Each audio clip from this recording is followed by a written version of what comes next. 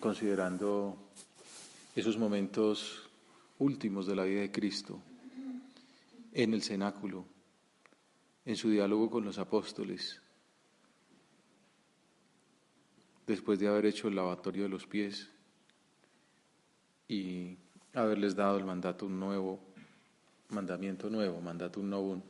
que os améis los unos a los otros como yo os he amado. El Jueves Santo, la liturgia ayuda a revivir aquellos momentos. El altar está con el sagrario vacío. La misa in cena Domini conmemora 3 aspectos. El mandamiento nuevo, precisamente, con el lavatorio de los pies. La institución de la Eucaristía y, por tanto, la institución del orden sacerdotal. En el Éxodo se recuerda las indicaciones que el Señor le dio a Moisés y a Aarón en Egipto para celebrar la Pascua judía. De esa manera, cuando la liturgia de la Iglesia rememora esas rúbricas en el Jueves Santo, está haciendo ver que aquellos ritos antiguos eran premonitorios de lo que se celebra en la Eucaristía. Jesucristo, al instituir la Eucaristía, está llevando a plenitud aquellos rituales tradicionales de la religión judía. ¿Y qué le decía el Padre a Moisés y a Aarón? Detalles litúrgicos que llevaban ellos y los judíos siguen aún hoy cumpliendo. El cordero será sin defecto. Su sangre librará al pueblo del exterminio. Es el capítulo 12 del Éxodo, mostrando cómo el pueblo hebreo conmemoraba cada año el paso. Ese es el significado de la palabra Pascua, paso. El paso del Señor por Egipto, mostrando su cercanía al pueblo oprimido. También celebraban el paso del pueblo mismo desde la esclavitud de Egipto a la libertad de la tierra prometida. Un proceso que, debido a los pecados de aquellos hombres, tardó 40 años. Este será un día memorable para vosotros. En él celebraréis fiesta en honor del Señor. De generación en generación lo festejaréis como ley perpetua. Cada año el memorial de ese evento revivía la comunión entre Dios y el pueblo, a la espera de la alianza nueva y eterna, prometida con las profecías mesiánicas. Y el Salmo 115 menciona uno de los ritos que se tenían en aquella comida sagrada, festiva, litúrgica, que unía al pueblo, que le recordaba su pertenencia a Dios. Y entonces esa tercera copa de vino que se tomaba en la Pascua judía y que para el cristianismo adquiere plenitud de significado con la respuesta de Pablo. El cáliz de bendición es la comunión con la sangre de Cristo. El mismo San Pablo es el autor del relato más antiguo que se posee, que tenemos, de la institución por Jesús de la Eucaristía. La última cena con la que llegan a su término los signos del Antiguo Testamento. Yo recibí una tradición que procede del Señor y que a mi vez os transmití, que el Señor Jesús, en la noche en que iba a ser entregado, tomó pan y pronunciando la acción de gracias, lo partió y dijo: esto es mi cuerpo que se entrega por vosotros. Haced esto en memoria mía. San Pablo insiste en que se trata de una tradición que se remonta a Cristo. He recibido una tradición y que durará hasta el final de los tiempos. Por eso, cada vez que coméis de este pan y bebéis del cáliz, proclamáis la muerte del Señor hasta que vuelva. es el sacrificio de la vida eterna. Pignus vitae aeterni, prenda de la vida futura. Los judíos esperaban a través de los siglos la llegada del Mesías. Los cristianos creemos que Jesús es ese Mesías esperado, pero también estamos esperando la llegada definitiva, la parusía. Mientras tanto, vamos de celebración en celebración, de misa en misa, a la espera de esa llegada, pero lo vamos recibiendo, vamos entrando con Él. Estas lecturas nos ayudan a meditar en la continuación sacramental de la Pascua de Jesús. En la Santa Misa, el sacramento del amor de Dios, sacramento de caridad, vínculo de unidad. El prefacio alaba al decir que cuando comemos su carne inmolada por nosotros, quedamos fortalecidos. Y cuando bebemos su sangre derramada por nosotros, quedamos limpios de nuestros pecados. Son distintos efectos que tiene la Eucaristía. Purifica, fortalece, da la gracia, une. Así llegamos a la clave para estar alegres y optimistas en medio de las dificultades, también de las que provienen por nuestras miserias. Decía el beato Álvaro del Portillo, en la Santa Misa hallamos el remedio para nuestra debilidad. Esa carta famosa de abril del 86, que es un capolaboro sobre la Santa Misa. El remedio para nuestra debilidad. Ya lo decía el prefacio, ¿no? Su carne inmolada por nosotros nos fortalece. La energía capaz de superar todas las dificultades de la labor apostólica. No somos nosotros los que hacemos el apostolado, es Dios que se sirve de nosotros. Y por eso recibirle en la Eucaristía nos fortalece espiritualmente también para resistir los embates del enemigo.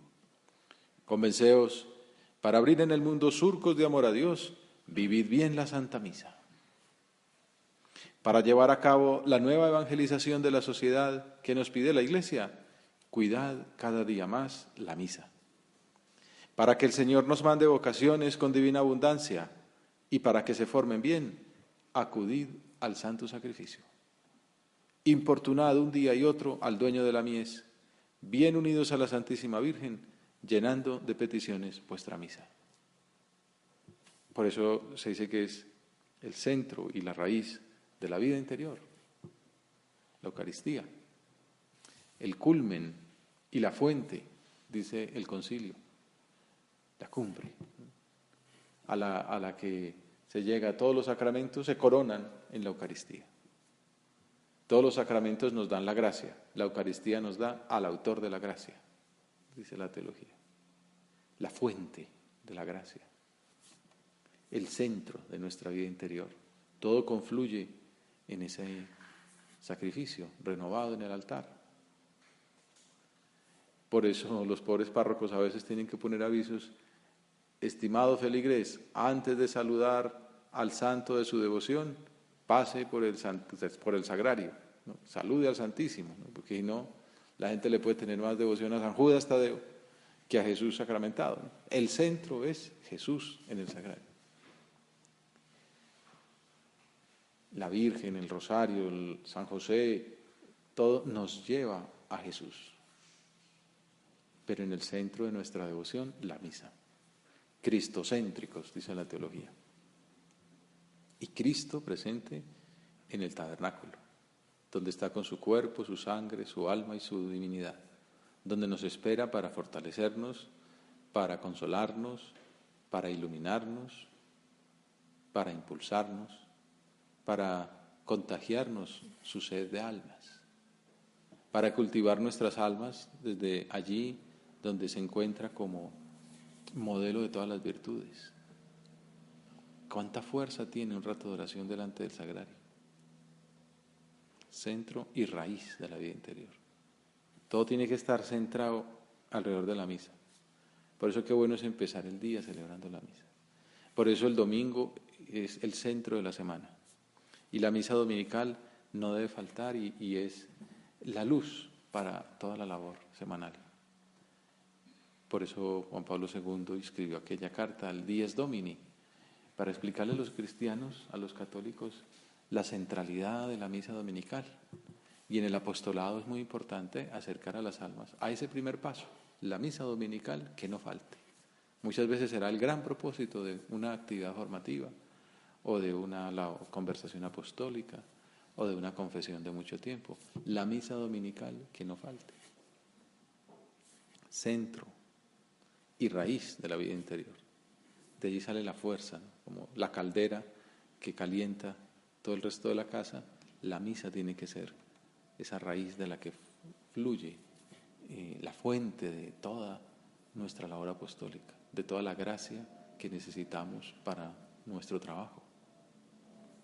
No podemos acostumbrarnos a la maravilla de tener al Señor entre nosotros, de vivir con Él, de tenerlo a unos pasos, de poder asistir o celebrar la Santa Misa cada día.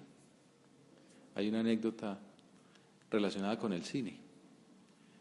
En 1968, San José María vio una película llamada Siete Mujeres, la cinta con la que John Ford se retiró del mundo artístico. Yo la vi hace unos años, más por la anécdota que por el valor cinematográfico, que también lo tiene, pero es una película vieja en blanco y negro. La trama discurre en China y muestra la angustia de 7 misioneras no católicas que esperaban con terror la llegada de unas hordas pues de malhechores. La tensión va en aumento hasta que una de ellas, hundida moralmente, le dice al médico de la misión: es que Dios no me basta, me siento sola.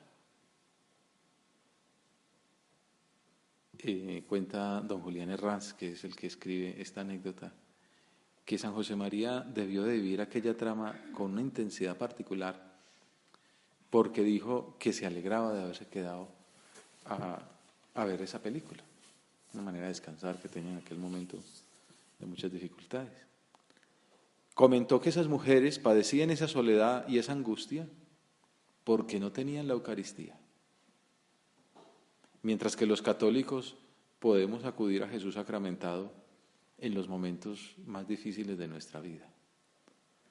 Concluía: se han quedado con el corazón seco porque no tenían a Cristo, porque el Señor no estaba en medio de ellas. Sin sagrario, nosotros también nos sentiríamos solos. Nada nos bastaría si Dios no estuviese con nosotros. Gracias, Señor, porque estás en medio de nosotros. Gracias, Señor, porque has querido estar disponible, porque te tenemos, porque no estamos solos, estamos contigo y tú nos bastas. Quien a Dios tiene, nada le falta, solo Dios basta.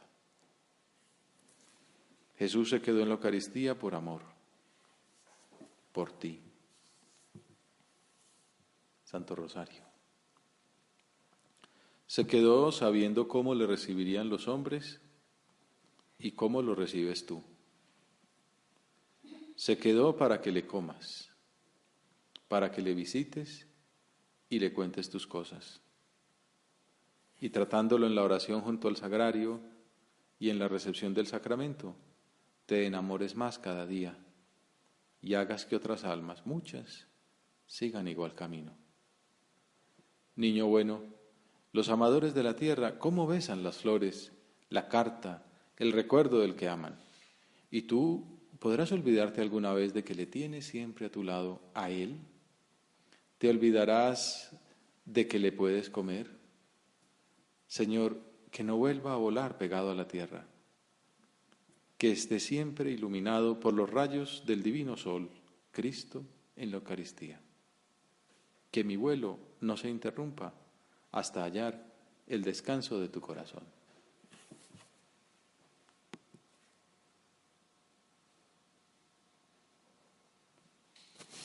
Entre las alabanzas a la Eucaristía que tiene la oración colecta del Jueves Santo, se insiste en un aspecto doctrinal muy importante, que la Eucaristía es sacrificio. Dios nuestro, que nos has reunido para celebrar aquella cena en la cual tu Hijo único, antes de entregarse a la muerte, confió a la Iglesia el banquete de su amor, el sacrificio nuevo de la alianza eterna, concédenos alcanzar, por la participación en este sacramento, la plenitud del amor y de la vida, banquete y sacrificio. La Santa Misa es la renovación incruenta del sacrificio del Calvario que conmemoramos el Viernes Santo, si no, sería una simple cena más, no sería un signo, sino un simple símbolo. Por eso el prefacio también recuerda que Jesucristo, verdadero y eterno sacerdote, en otros prefacios se habla de víctima, sacerdote y altar. Al instituir el sacramento del sacrificio perdurable, se ofreció a sí mismo como víctima salvadora y nos mandó que lo ofreciéramos como memorial suyo. Por eso es como el culmen de todas las religiones, todo ese proceso de la trascendencia del hecho religioso del hombre buscando adorar a Dios, llega a su plenitud con el mismo Dios que se hace uno de nosotros para que ese sacrificio sea aceptado por el Padre. Por eso Él es sacerdote, por eso Él es el altar y por eso es la misma víctima. Acudamos a la Virgen Santísima, que estaría en la última cena preparando los alimentos, las ensaladas, el cordero, los vasos de vino, sabiendo lo que significaba esa Pascua de su Hijo, uniéndose al sacrificio de Jesús. María, dice Juan Pablo II, es mujer eucarística. Pidámosle a Nuestra Señora, Santa María de la Paz, que nos alcance esa gracia que le pedimos tantas veces a Dios. Yo quisiera, Señor, recibiros con aquella pureza, humildad y devoción con que os recibió vuestra Santísima Madre.